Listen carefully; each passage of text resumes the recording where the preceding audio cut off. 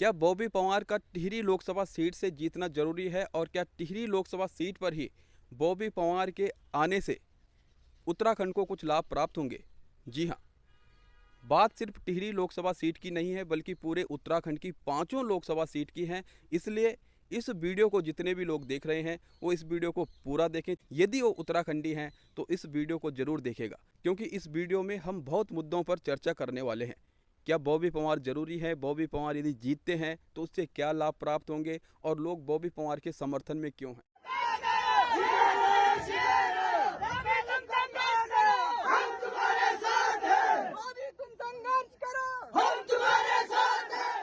दोस्तों नमस्कार, आपके साथ मैं हूं विनोद डोवाल बिन्नी। क्या बॉबी पंवार का जीतना जरूरी है और क्यों जरूरी है बॉबी पंवार पूरे उत्तराखंड के लिए? क्या बॉबी पंवार को हमें निष्पक्ष रूप से सपोर्ट करना चाहिए और करना चाहिए तो क्यों करना चाहिए? आखिर बॉबी पंवार में ऐसा क्या है? हर किसी के ये सवाल हैं, प्रश्न हैं। चाहे आप टिहरी लोकसभा सीट से हैं या फिर आप उत्तराखंड के किसी भी स्थान से है, ये वीडियो हर किसी के लिए महत्वपूर्ण है। चाहे आप किसी भी पार्टी की विचारधारा से जुड़े हुए हैं या किसी व्यक्ति की विचारधारा से जुड़े हुए हैं। हम आज बॉबी पंवार की बात कर रहे हैं, जो कि टिहरी लोकसभा सीट से निर्दलीय प्रत्याशी हैं और महारानी राज्य लक्ष्मी शाह को कड़ी चुनौती दे रही हैं। बॉबी पंवार क्यों हैं जरूरी, और यदि बॉबी पंवार सांसद चुनकर संसद में चले जाते हैं तो क्या सही हो सकता है? आज इसी के बारे में हम चर्चा करेंगे। हो सकता है हर कोई मेरे विचार से सहमत ना हो, लेकिन मेरा यही प्रयास है कि मैं आपके साथ विचार विमर्श करूं। दोस्तों, जैसा कि आप जानते हैं कि उत्तराखंड एक छोटा सा राज्य है, पहाड़ी क्षेत्र बहुत ज़्यादा है और उत्तराखंड को अलग राज्य बनाने के लिए, इसे उत्तर प्रदेश से पृथक करने के लिए लगभग 42 शहादतें हुई, आंदोलन हुए। कोदा झंगोरा खाएंगे, उत्तराखंड बनाएंगे के नारे हर गांव-गांव से लेकर के हर शहर तक गूंजे। मातृशक्तियों से लेकर के, बच्चों से लेकर के और तमाम उन उत्तराखंडियों ने एक नई उम्मीद के साथ उत्तराखंड को पृथक राज्य बनाने के लिए संघर्ष किए थे। उत्तराखंड आंदोलन से बना हुआ राज्य है और समय समय पर, चाहे वो यूपी का टाइम हो या फिर उत्तराखंड राज्य गठन के बाद का समय हो, उत्तराखंड में सदैव आंदोलन होते रहे हैं। 3-4 महीने पहले पूरा उत्तराखंड आंदोलित था। एक तरफ अंकिता हत्याकांड के कारण तमाम उत्तराखंडी आंदोलित हैं, आक्रोशित हैं। दूसरी तरफ मूल निवास 1950, भू कानून, साथ ही साथ जो सरकारी पदों में भर्ती पर धांधली हो रही है, उसके लिए तमाम उत्तराखंड आक्रोशित रहा है। चुनाव आने से कहीं ना कहीं ये मुद्दे दबे हैं, लेकिन हम चुनाव में इन मुद्दों को देखना चाहते थे और सुनना चाहते थे। राष्ट्रीय पार्टियों के जो उम्मीदवार हैं, जो प्रत्याशी हैं, उनके द्वारा इन मुद्दों पर बात बिल्कुल भी नहीं की गई। बड़े बड़े स्टार प्रचारक यहाँ पे पहुँचते हैं, अपनी बातें रखते हैं, केंद्र की योजनाएं गिनाते हैं, लेकिन क्या अंकिता भंडारी हत्याकांड के बारे में किसी ने बात की है? क्या अंकिता भंडारी के हत्यारों को कड़ी सी कड़ी सजा दिलाने की बात किसी ने की है? क्या किसी ने मूल निवास 1950 की बात की है? कोई बात नहीं की। पूरे उत्तराखंड की 5 सीटों में से इन मुद्दों पर किसी भी प्रत्याशी ने कोई बात नहीं की। उनके घोषणा पत्र में इस प्रकार के कोई मुद्दे स्पष्ट रूप से नजर नहीं आए। अभी 2-4 महीने पहले की बात है, उत्तराखंड आंदोलित था, पूर्ण रूप से आंदोलित था। आपने देखा होगा, पहले अंकिता भंडारी हत्याकांड के बाद लोग गांव से लेकर शहरों तक सड़कों पर आ चुके थे। हर किसी के दिल में आक्रोश था। हर कोई अंकिता भंडारी को आज भी सही न्याय दिलाना चाहता है और अंकिता भंडारी के माता पिता आज भी हताश हैं, निराश हैं, परेशान हैं। अंकिता भंडारी की मां आज भी कई स्थानों पर रोती बिलखती हुई नजर आती है, न्याय की गुहार लगाती हुई नजर आती है और अंकिता भंडारी के पिता अंकिता भंडारी के मां के साथ में हताश व निराश खड़े नजर आते हैं। आखिर उत्तराखंड देवभूमि को इसीलिए अलग पृथक राज्य बनाया गया था। अंकिता भंडारी मामला अटका हुआ है। इसके अलावा यदि हम बात करें तो 24 दिसंबर को, अभी कुछ महीने पहले की बात है, भू कानून और मूल निवास 1950 की मांग काफ़ी ज़ोर शोर से उठी और मूल निवास 1950 स्वाभिमान रैली देहरादून के परेड ग्राउंड में सबने देखी। हालांकि यह संयोग है या क्या है कि उसी दिन भारतीय जनता पार्टी के द्वारा भी एक कार्यक्रम आयोजित किया गया था, मोदी है ना, जहां एक और भारतीय जनता पार्टी के वो तमाम कार्यकर्ता और उनके द्वारा जुटाए गए लोग मोदी है ना पदयात्रा में सम्मिलित हुए, तो दूसरी तरफ युवाओं के द्वारा उत्तराखंड के मूल अधिकारों के लिए परेड ग्राउंड देहरादून में मूल निवास 1950 स्वाभिमान रैली की जा रही थी। दोस्तों, आपकी जानकारी के लिए बता दें कि उत्तराखंड में राज्य सरकार में सेवाओं हेतु 68,000 पद आज भी खाली हैं। जी हाँ, 68,000 पद। उत्तराखंड राज्य गठन हुए 24 साल हो गए हैं। बड़ी बात यह है कि राज्य गठन के बाद साल दर साल ये रिक्त पद और अधिक इनकी संख्या बढ़ती रही, घटी नहीं। तो इससे यह सिद्ध होता है कि इस राज्य में भर्तियां बहुत कम निकली हैं, लेकिन जब कभी भी वो भर्तियां निकली तो युवा लगातार फॉर्म भरते रहे, पेपर देते रहे। आपने देखा होगा किस प्रकार से पेपर लीक के मामले हुए, किस प्रकार से भर्तियां निरस्त हुई, भर्तियों में धांधली हुई और तमाम जो बेरोजगार युवा था वो आक्रोशित रहा, आंदोलित रहा और वहीं से उठकर आए बॉबी पंवार। और भर्तियों में धांधली के खिलाफ युवाओं ने बॉबी पंवार के नेतृत्व में सीबीआई जांच की मांग उठाई थी। उस समय पूरा युवा आक्रोशित था। उस समय सरकार बैकफुट पर नजर आई और नकल विरोधी अध्यादेश आया और नकल विरोधी कानून लागू हुआ। तो यहाँ पर युवाओं की एक जीत जरूर थी। दोस्तों, पूर्व में हमने यही देखा कि उत्तराखंड के लोग आगे बढ़ना चाहते हैं, कुछ करना चाहते हैं, लेकिन यहाँ पर सदैव ही एक नेतृत्व की कमी महसूस हुई है।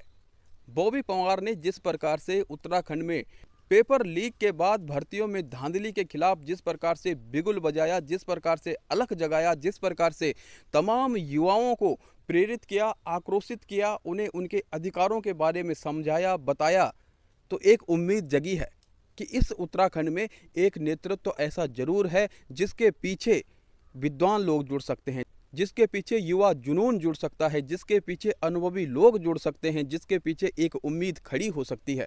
तो कहीं ना कहीं इस उम्मीद को आगे बढ़ाने के लिए एक सच्चे उत्तराखंडी का यही कर्तव्य होना चाहिए कि वो अपने अधिकारों को बचाने के लिए, अपनी इस देवभूमि को बचाने के लिए, अपनी संस्कृति को बचाने के लिए, अपनी प्रकृति को बचाने के लिए, अपने हिमालय को बचाने के लिए, अपने सम्मान को बचाने के लिए एक बार इस नेतृत्व के पीछे खड़ा हो जाए और आगे बढ़े।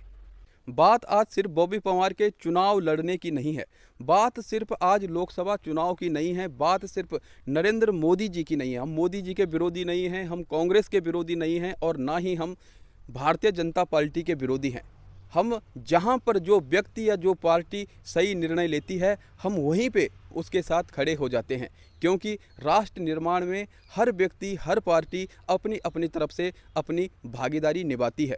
यदि बॉबी पंवार की राजनीतिक महत्वाकांक्षा व्यक्तिगत होती तो बॉबी पंवार अपने डिग्री कॉलेज से, क्योंकि बॉबी पंवार का खुद मानना है कि वो प्रदेश के सबसे बड़े महाविद्यालय से पढ़े हुए हैं, और यदि उनकी राजनीतिक महत्वाकांक्षा व्यक्तिगत होती तो वह अपने चुनावी सफ़र की शुरुआत वहीं से कर लेते। लेकिन बॉबी पंवार ने जब इस भ्रष्ट सिस्टम को देखा, बॉबी पंवार ने युवाओं की आशाओं को मरते हुए देखा, बॉबी पंवार ने देखा कि किस प्रकार से मेहनत करने के बाद भी होनहार उनके सहपाठी, उनके मित्र या उत्तराखंड के अन्य युवा भर्तियों में चयनित नहीं हो रहे हैं और उनके स्थान पर वो लोग चयनित हो रहे हैं जो पैसे दे करके नौकरी खरीद रहे हैं। तो उस उद्देश्य से बॉबी पंवार इस भ्रष्ट सिस्टम को देख करके इस चुनावी समर में कूद पड़े हैं। उत्तराखंड के 1500 इंटरमीडिएट विद्यालयों में आज भी 850 विद्यालयों में प्रधानाचार्य का पद खाली है। क्या इस पद को नहीं भरा जा सकता है? यदि प्रमोशन के आधार पर भी प्रिंसिपल बनाए जाएं तो कहीं ना कहीं लेक्चरर का पद खाली होगा और इन 850 पदों पर लोगों को रोजगार मिलेगा। तो कहीं ना कहीं इस पे भी एक प्रश्नवाचक चिन्ह है। टिहरी डैम की यदि हम बात करें तो टिहरी डैम जिसमें लोगों ने अपने गांव खोए, अपनी सभ्यता खोई और तरह तरह से लोगों को समस्याओं का सामना करना पड़ा, और जो उसकी रॉयल्टी है 37%, उसमें से 12% रॉयल्टी उत्तराखंड को मिलती है, जबकि 25% रॉयल्टी उत्तर प्रदेश को मिलती है। क्या उत्तराखंड को पूरा 37% रॉयल्टी का शुल्क नहीं मिल सकता है? और यदि वो मिले तो कितना विकास कार्य हो सकता है? आप खुद इस पर विचार कर सकते हैं। टिहरी डैम के ही संबंध में उस समय ये शर्त रखी गई थी कि टिहरी डैम से प्रभावित जितने भी गांव हैं और उन गांवों के जितने भी परिवार हैं, उन परिवार के एक एक सदस्य को सरकारी नौकरी दी जाएगी। लेकिन 1998 में टिहरी डैम का कार्य टीएचडीसी के पास आया और इस फैसले को वापस ले लिया गया। वहाँ पे भी उत्तराखंडियों के द्वारा कुछ हलचल देखने को नहीं मिली। उत्तराखंड के लोग सदैव आंदोलित लोग रहे हैं और उन्होंने अन्याय के खिलाफ सदैव आवाज़ उठाई है। वे समय समय पर अपने अधिकारों के लिए लड़ते हुए नजर आए हैं, लेकिन नेतृत्व की कमी के कारण ये सब कार्य धरे के धरे रह जाते हैं। उत्तराखंड के टिहरी डैम से जहां एक और दिल्ली में पानी की व्यवस्था है, फ्री बिजली मिल रही है, वहीं उत्तराखंड के लोग आज भी महंगी बिजली के लिए मजबूर हैं। क्या ये सही है? उत्तराखंड में आप देख सकते हैं कि ओबीसी लागू हुई, लेकिन केंद्र के अनुसार ओबीसी लागू नहीं हुई। इसलिए यदि वो केंद्र से हो जाती तो कहीं ना कहीं उत्तराखंड के युवाओं के पास रोजगार की संभावना अधिक होती। कुल मिलाकर के ये तमाम ऐसे मुद्दे हैं जिन पर विचार करने की आवश्यकता है। अंकिता भंडारी हत्याकांड का मामला हो या फिर मामला मूल निवास 1950 का हो, भू कानून का हो या नकल विरोधी आंदोलन का हो, सदैव उत्तराखंड के लोग अन्याय के खिलाफ लड़ते हुए नजर आए हैं, लेकिन एक नेतृत्व की कमी सदैव नजर आई है। और कहीं ना कहीं तमाम उत्तराखंडियों का इस समय कर्तव्य है कि वो बॉबी पंवार को समर्थन दे। और टिहरी संसदीय क्षेत्र के जितने भी वोटर्स हैं उन सब से भी हमारी यही रिक्वेस्ट है कि इस बार जरूर विचार कीजिएगा। आज सवाल उत्तराखंड का है। आज सवाल वो सवाल है जो पिछले 24 सालों से बिल्कुल नहीं उठा। राज्य गठन के बाद भी उत्तराखंड के राज्य आंदोलनकारियों को, उन शहीदों को, जो 42 लोग शहीद हुए जिन्होंने अपना बलिदान दिया, आज भी उनके सपनों का उत्तराखंड दूर दूर तक नजर नहीं आ रहा है। बॉबी पंवार इसीलिए जरूरी है। यदि बॉबी पंवार उत्तराखंड की टिहरी लोकसभा सीट से सांसद बन जाते हैं और यदि बॉबी पंवार इस करिश्मे को कर पाते हैं जिसमें उन्हें काफ़ी चुनौती का सामना जरूर करना पड़ेगा, क्योंकि बहुत बड़ा क्षेत्र होता है लोकसभा सीट, लेकिन उत्तराखंडी यदि ठान लें, यदि मान लें कि उत्तराखंड के ये मुद्दे हैं, उत्तराखंड कहीं ना कहीं पीछे चला जा रहा है, कहीं ना कहीं उत्तराखंड के ज़मीनी बातों को दबाया जा रहा है, उस उद्देश्य से यदि बॉबी पंवार के पक्ष में वोट पड़ते हैं और बॉबी पंवार यदि सांसद बन जाते हैं तो एक उम्मीद होगी कि उत्तराखंड के इन मूल अधिकारों के लिए, इन मुद्दों के लिए दिल्ली के संसद में आवाज़ गूंजेगी, उठेगी और कहीं ना कहीं ये मालूम होगा कि उत्तराखंड में क्या क्या चल रहा है। बॉबी पंवार न सिर्फ टिहरी की आवाज़ उठाएंगे बल्कि पूरे उत्तराखंड की वो बात रखेंगे वहाँ पे। और उत्तराखंड जिस पर प्रकृति की विशेष रजा है, प्रकृति के आंचल में बसा हुआ क्षेत्र है, प्रकृति की एक राजधानी है उत्तराखंड, और यहाँ पर जो तीर्थ स्थल हैं, चारों धाम हैं, इस स्थान पर पर्यटन की संभावना अपार है।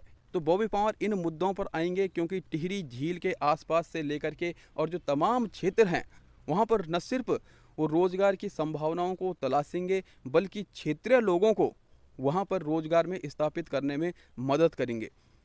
भविष्य में क्या होता है ये निश्चित नहीं है, लेकिन ये उम्मीद जगी है और इसीलिए सभी लोग बॉबी पंवार के पक्ष में खड़े हो रखे हैं। पूर्व सैनिकों के भी अपने कई मुद्दे हैं और वे लगातार बॉबी पंवार को समर्थन दे रहे हैं। अधिवक्ता भी बॉबी पंवार को समर्थन दे रहे हैं। तो ये हवा जो चली है उत्तराखंड से और जिस प्रकार से ये आगे बढ़ रही है, हमें आज इस विचारधारा के साथ आगे बढ़ना होगा और एक सच्चे और अच्छे उत्तराखंडी का कर्तव्य निभाना होगा। हम एक गारंटी के साथ नहीं कह सकते हैं कि बॉबी पंवार ये करेगा, ये करके दिखाएगा, लेकिन एक उम्मीद है और इस उम्मीद को जिंदा रखने के लिए हमें बॉबी पंवार के साथ आज आगे बढ़ने की आवश्यकता है। ये मौका है, इस मौके पे चौका जरूर मारिएगा। बहुत कम दिन रह रखे हैं और आप प्रयास कर सकते हैं कि किस प्रकार से इस चुनावी समर में आगे बढ़ना है और अपनी भूमिका को सुनिश्चित करना है। दोस्तों, आशा करता हूं कि आपको ये वीडियो पसंद आई होगी। वीडियो यदि आपको पसंद आई है तो वीडियो को लाइक कीजिएगा, शेयर कीजिएगा और कमेंट करके अपने विचारों को हम तक जरूर पहुंचाइएगा। और यदि चैनल पर नए हो, चैनल को सब्सक्राइब नहीं किया है तो चैनल को सब्सक्राइब भी अवश्य कीजिएगा। मिलते हैं आपसे एक अगली वीडियो में, तब तक के लिए नमस्कार।